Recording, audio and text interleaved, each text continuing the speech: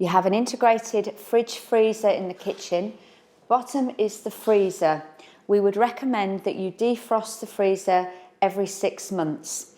Please note that when you do defrost, to switch it off at the main electrical spur. The fridge is on top of the freezer. It has plenty of storage space. You can adjust the temperature by using the temperature control in the fridge. Again, we would suggest that it's defrosted once every 6 months, and please remember when you do defrost to turn off the switch at the main spur.